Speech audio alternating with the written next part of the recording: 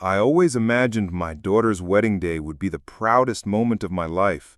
The church bells rang with a kind of holy promise. The sunlight streamed through the stained glass windows, and everything looked like it had been painted by God Himself. Friends, family, and smiling strangers filled the pews. The scent of white roses floated in the air. I kept telling myself, this is it, the day I've waited for, the day she finally starts her happily ever after. But even the most perfect days can hide the darkest secrets. I sat in the front row, my heart beating hard with fatherly pride. My daughter, Emily, was radiant in her gown, her smile so wide it could light up the entire church. And beside her stood David, the man she had chosen, the man she said she couldn't imagine living without. I wanted to believe in him. I wanted to trust her choice. But somewhere deep inside, something felt off. Then it happened. As the priest spoke and the guests leaned forward with admiration, I saw David lean slightly toward his best man. A grin tugged at his lips, not the kind of smile a groom should wear, but something sharper, crueler. And then I heard it, a whisper, low enough that no one else seemed to notice, but clear enough to slice through me like a knife. This was all just a bet. At first, I thought I misheard. Maybe it was nerves. Maybe the acoustics of the church were playing tricks on me. My mind spun in circles trying to justify what I had heard. But no matter how many ways I tried to twist it, the words remained the same. This was all just a bet. My hands went cold. My blood drained from my face. For a moment, I couldn't breathe. I looked at my daughter, still glowing, her eyes fixed on him with a kind of blind adoration. She had no idea. She couldn't. I wanted to stand up right there and stop everything, to scream, to drag her away, to demand an explanation. But I froze. My throat tightened. What if I imagined it? What if I ruined the happiest day of her life because of a whisper I wasn't even supposed to hear? Still, my chest ached with dread, the kind of dread that only a father knows when he realizes the world might be plotting against his little girl. The priest asked David to repeat his vows.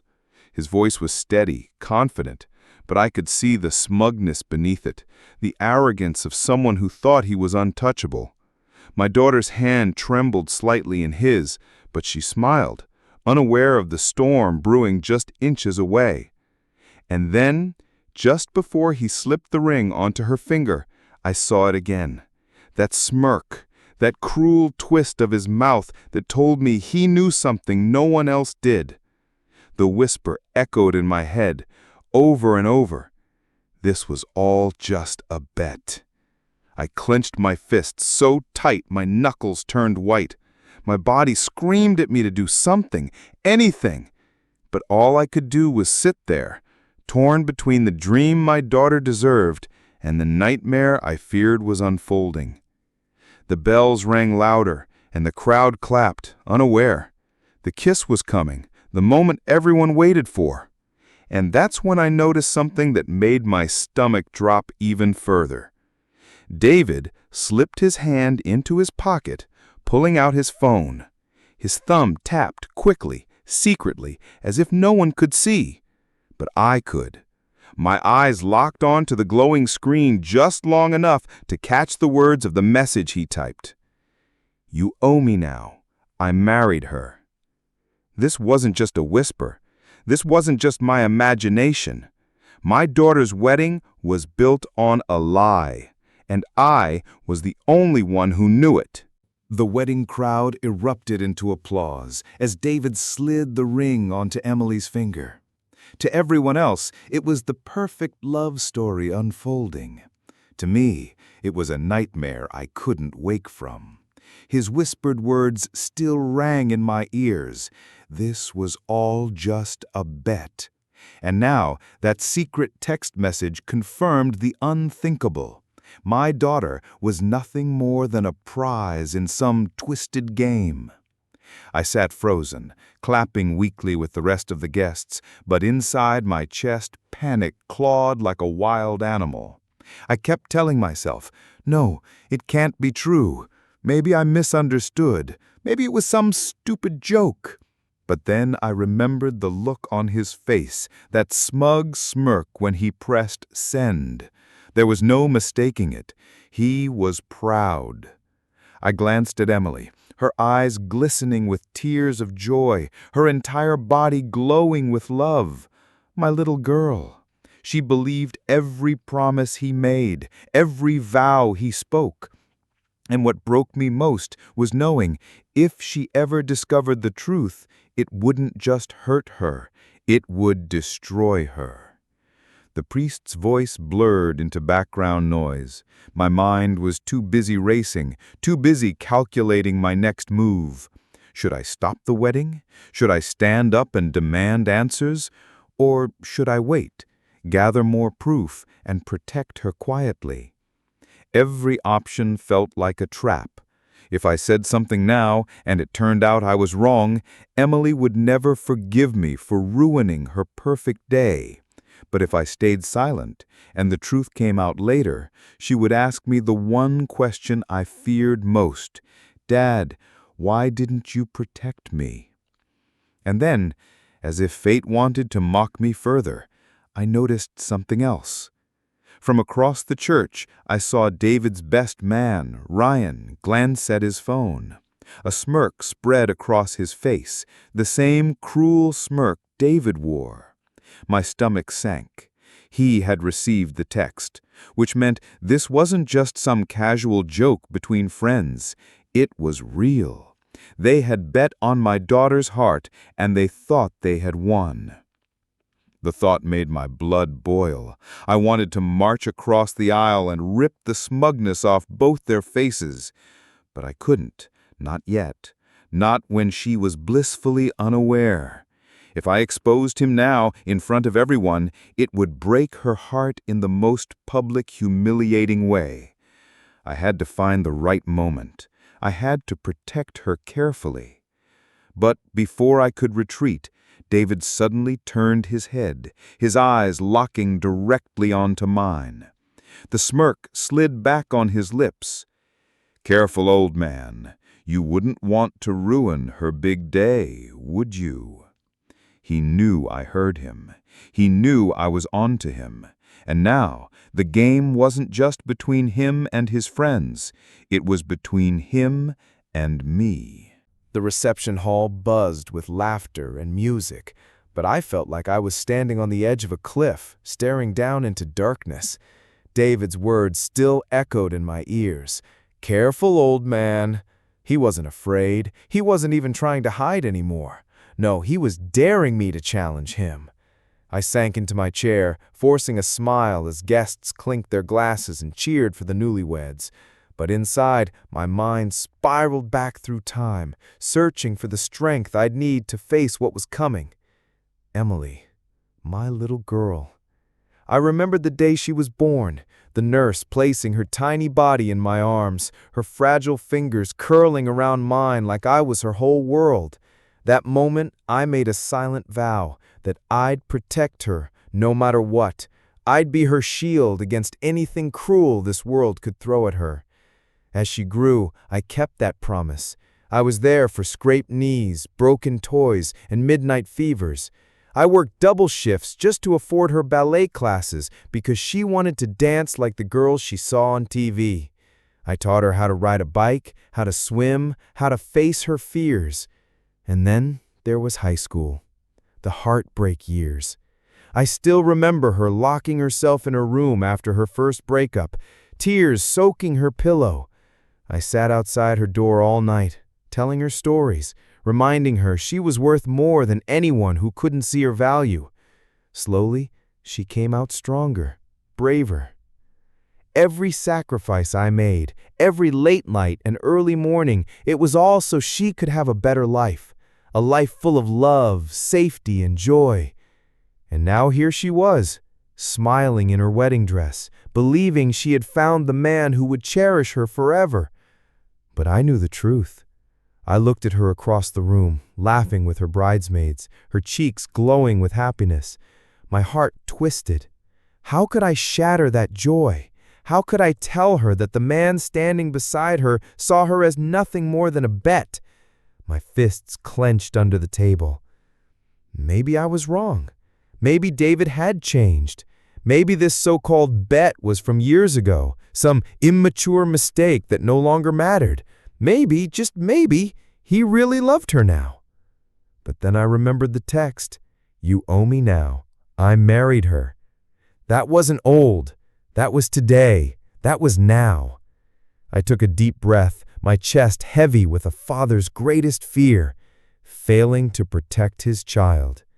If I stayed silent, Emily's heart would be crushed later in ways she might never recover from. But if I acted now, I'd be the villain who ruined her wedding day. My fork trembled against the plate. I could barely taste the food in front of me. My mind swam in circles, searching for answers, for courage. And that's when I noticed someone else watching me. Across the hall, Emily's best friend Sarah stood near the bar. Her eyes weren't on the newlyweds, they were on me. And there was something in her expression, fear, hesitation, maybe even guilt. She quickly looked away when I caught her gaze, but not before I saw the shimmer of tears in her eyes. A chill ran through me. Did she know something? Was she part of this secret? Or worse, was she hiding the truth from Emily too? I rose from my seat, my pulse pounding in my ears. If Sarah knew, then she might be the key to uncovering everything. I crossed the hall, weaving through laughing guests and clinking glasses. When I reached her, I placed a hand gently on her shoulder. She flinched, as if she'd been caught. "Sarah," I said quietly, my voice tight, "we need to talk." She swallowed hard, her eyes darting toward Emily, then back to me. Her lips parted, trembling, as though she wanted to say something but couldn't. And then, in a whisper only I could hear, she said words that made my heart stop. "If she ever finds out the truth, it'll destroy her." It wasn't just me anymore. Someone else knew. And whatever Sarah was hiding, it meant the nightmare was even darker than I imagined. The music in the reception hall thumped like a heartbeat, but my ears rang with Sarah's trembling whisper. "If she ever finds out the truth, it'll destroy her." My stomach tightened. This wasn't just paranoia anymore. It wasn't just a whisper in a church or a suspicious text. There was a secret, and Sarah knew it. Before I could press her further, she glanced at Emily across the room, then shook her head. "Not here," she muttered. And just like that, she slipped away into the crowd, leaving me standing there, heart pounding. I followed.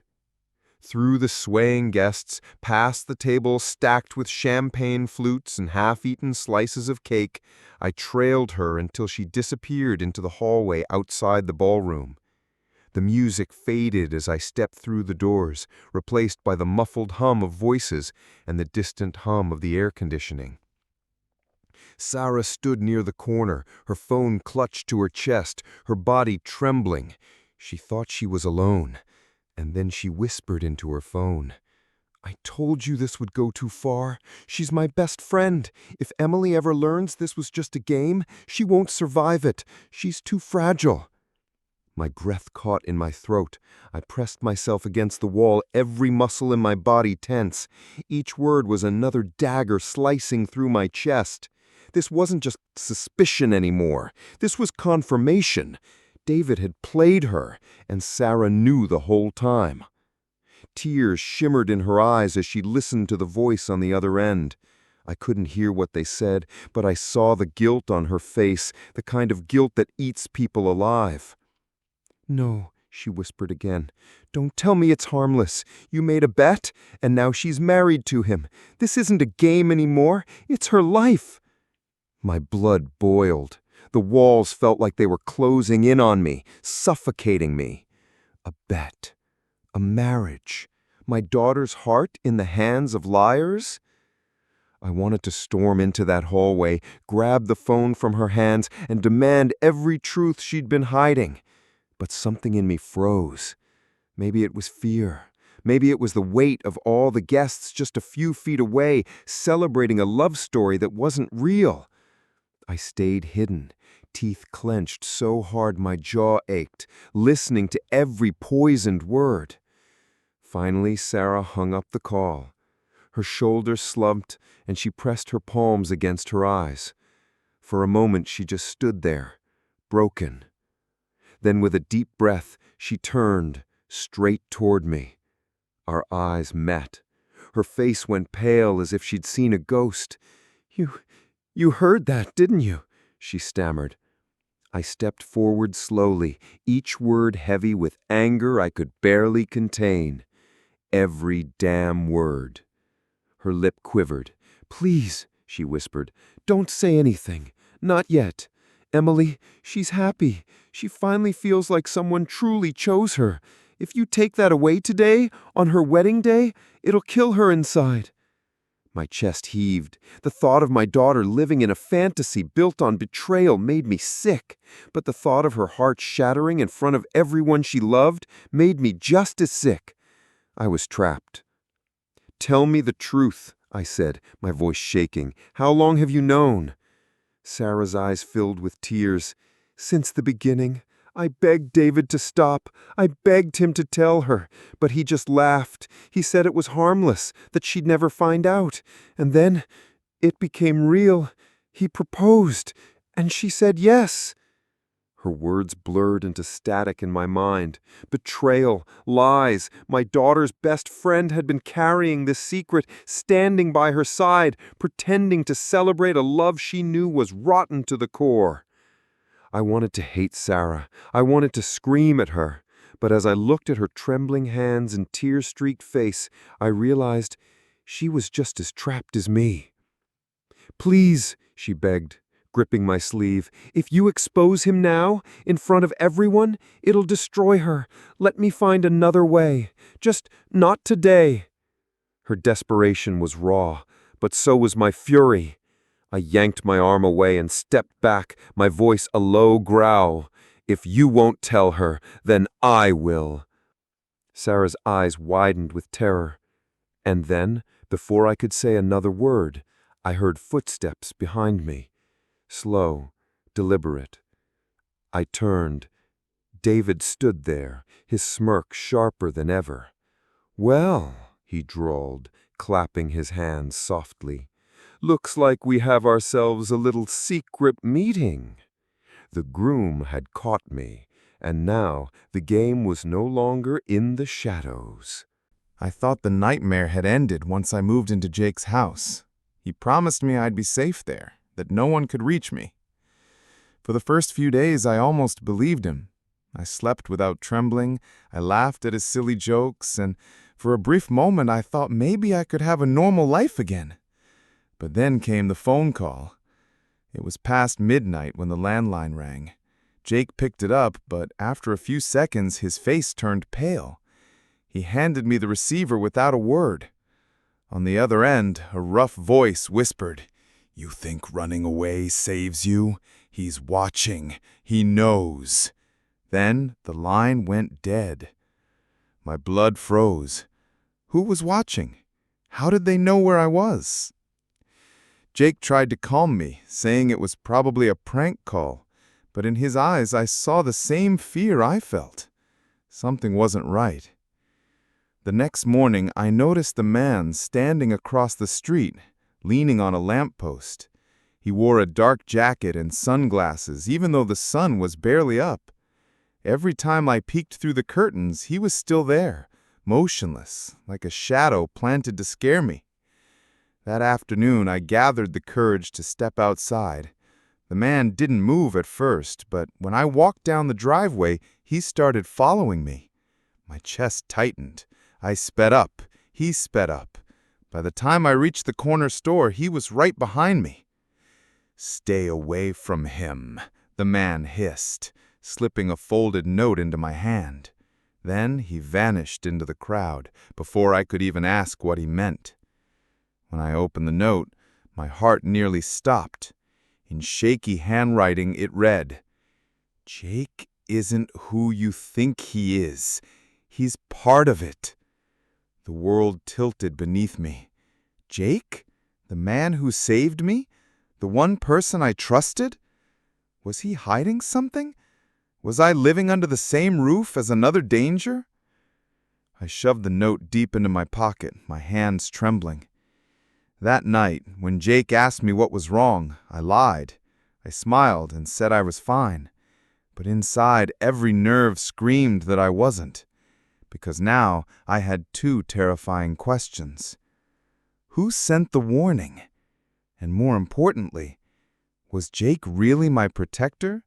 Or was he my enemy all along? I couldn't sleep that night. The note burned in my pocket like a live wire, reminding me that everything I thought I knew about Jake might be a lie. The man on the street, the whispered warning, it all pointed to one terrifying possibility. Maybe I was never safe, not even in the home he provided. The next morning, I pretended to be cheerful as Jake made breakfast. His usual confident smile didn't reach my eyes. I sipped my coffee mechanically, pretending nothing was wrong. But every glance I stole at him was heavy with suspicion. By mid-afternoon, I knew I couldn't wait any longer. I had to find out the truth. I needed proof. While Jake was in a meeting, I quietly searched his study. His files were neatly arranged, but one drawer in his desk had a combination lock. My pulse quickened. The note had said he was part of it. Part of what? I spun the dial, hoping instinct would guide me. Click. The drawer opened. My eyes fell on a series of photographs, me taken without my knowledge from places I had thought were private, and then documents detailing my past, addresses, routines, even my old phone numbers. My stomach turned. Whoever he was, Jake had been watching me long before I met him. A sound behind me made me freeze. Jake stood at the doorway, his expression unreadable. "You shouldn't be here," he said softly. I wanted to scream, to demand answers, but my voice stuck in my throat. "Why?" I managed. Jake stepped closer. "You think I'm part of some game against you?" I held up the photographs. "Then explain this." His face darkened. "I did this to protect you. Everything you see here, I prepared for the worst." "Protect me?" I echoed, incredulous. "By spying on me? By lying?" "Yes," he admitted, his voice low.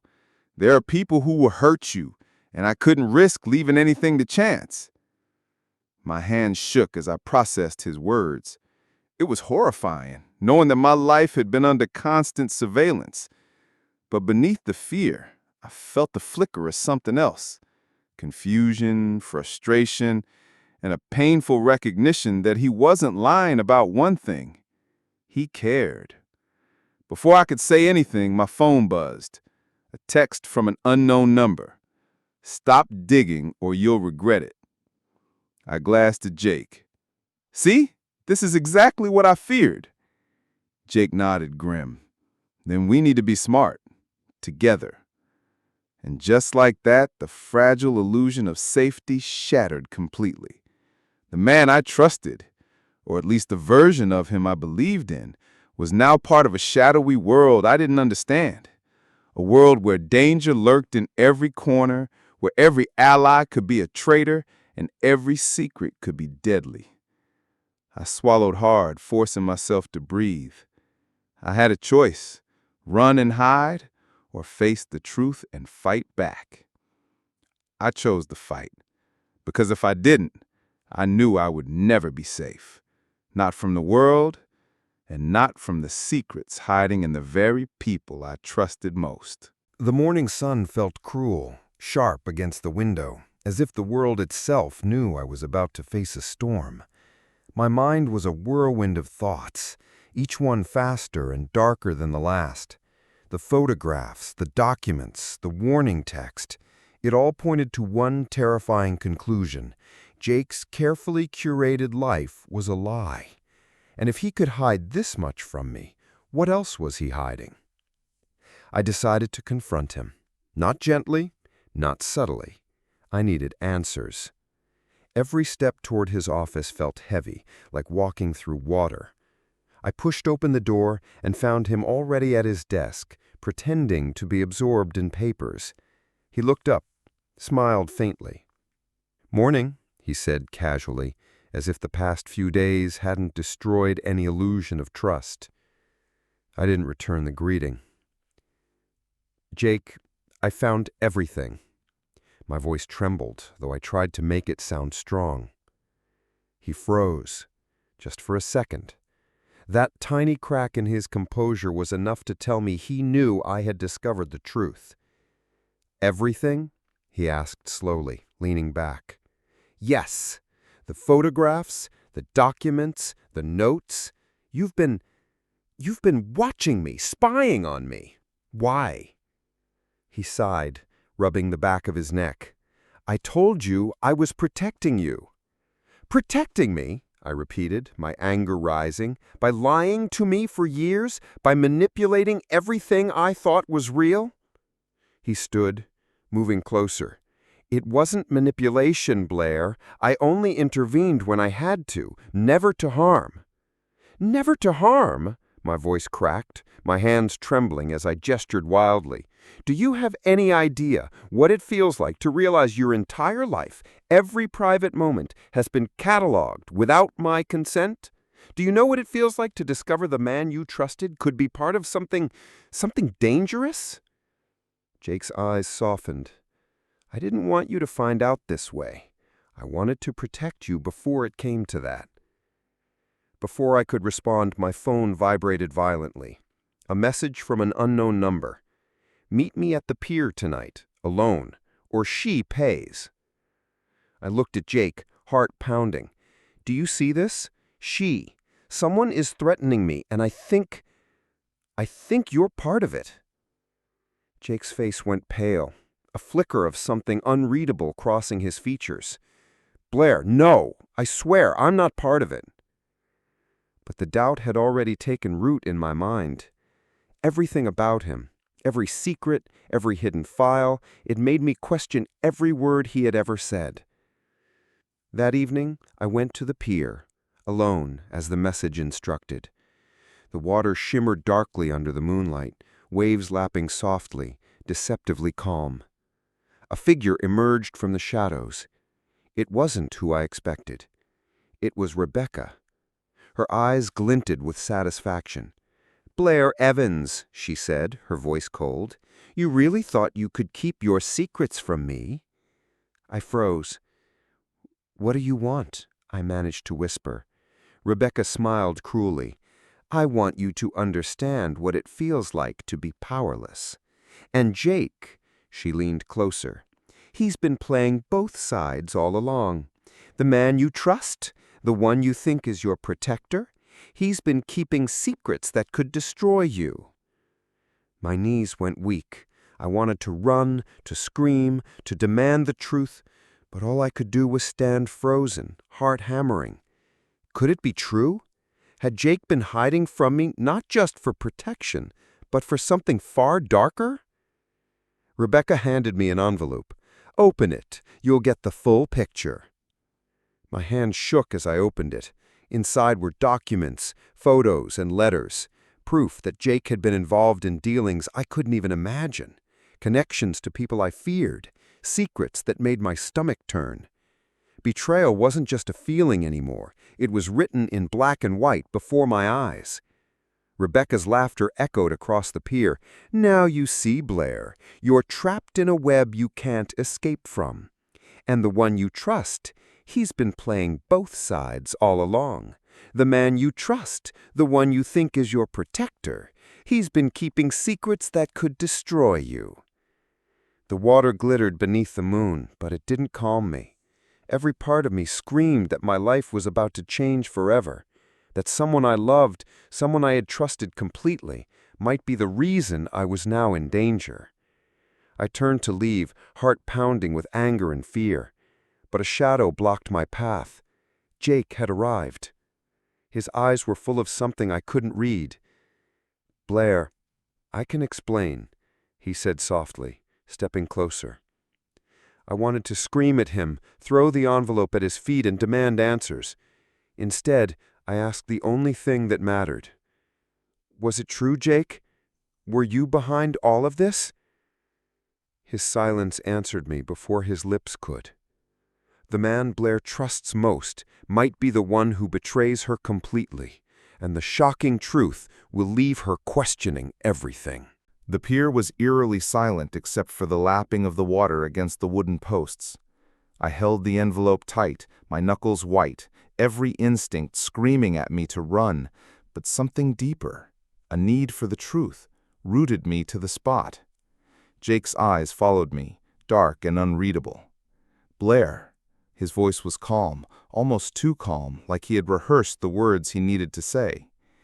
You don't understand the whole picture yet. I took a deep breath, forcing myself to look at him.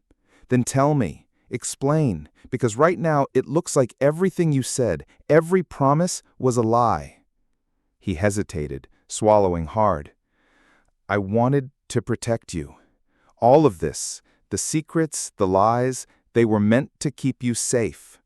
I laughed bitterly. Safe? From what? From me finding out that the man I trusted could be involved in whatever this is?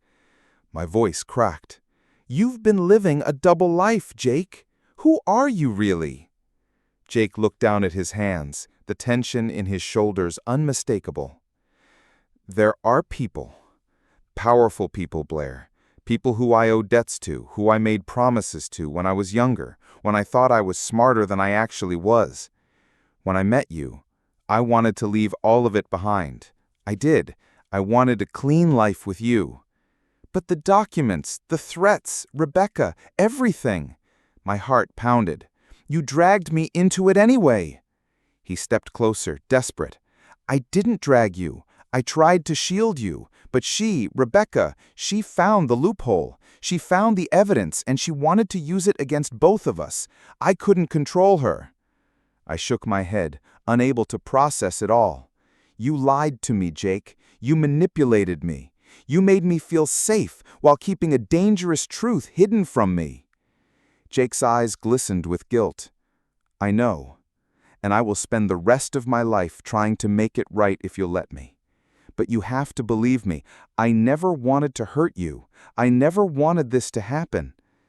I wanted to scream, to throw the envelope at him, to demand that he vanish from my life. But deep down, I still loved him. And love, as much as it hurt right now, made me listen.